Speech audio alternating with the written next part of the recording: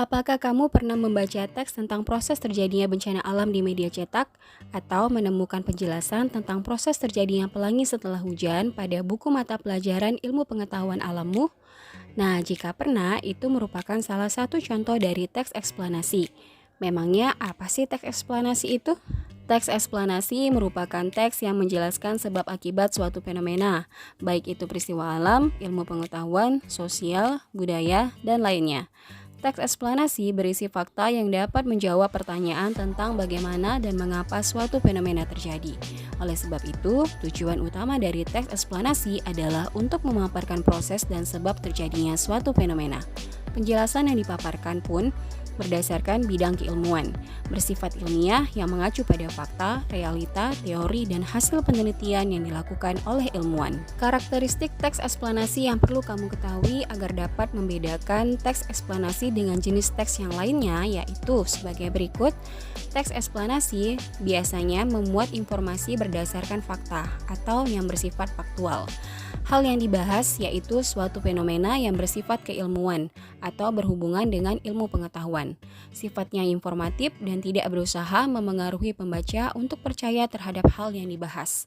Menggunakan kata penanda urutan dan fokus pada hal umum, bukan yang melibatkan partisipasi manusia. Selanjutnya, yang perlu diketahui bahwa sebuah teks bisa dikategorikan sebagai teks eksplanasi jika memiliki struktur berikut ini. Yang pertama, terdapat pernyataan umum. Nah, di bagian ini, pernyataan umum ini sebuah teks eksplanasi menjelaskan tentang gambaran umum fenomena atau peristiwa alam yang akan dibahas. Poinnya bisa mengangkat tentang proses bagaimana fenomena atau peristiwa alam tersebut bisa terjadi. Yang kedua, terdapat bagian urutan sebab akibat. Setelah mengetahui secara umum fenomena yang akan dibahas, pada bagian ini dijelaskan tentang penyebab akibat yang ditimbulkan dari fenomena tersebut. Kamu bisa melakukan deskripsi dalam beberapa paragraf terkait sebab dan akibatnya. Bagian ini disebut juga dengan deretan penjelas. Bagian yang ketiga, interpretasi. Interpretasi dalam teks eksplanasi dapat dikatakan sebagai penarikan kesimpulan.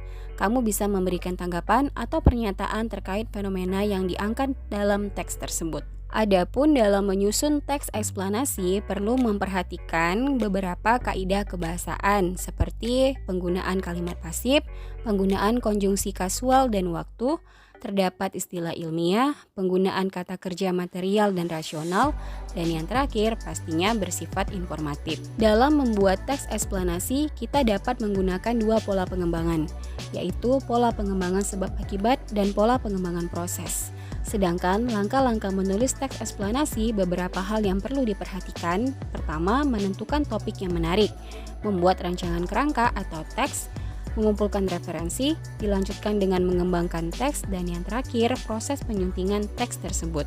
Baiklah, sekian pemaparan materi tentang teks eksplanasi kali ini. Jika ada beberapa hal yang masih kurang dipahami, dapat kamu baca ulang melalui tautan Google Docs yang tersedia pada deskripsi video ini. Semoga bermanfaat, sampai jumpa pada materi berikutnya.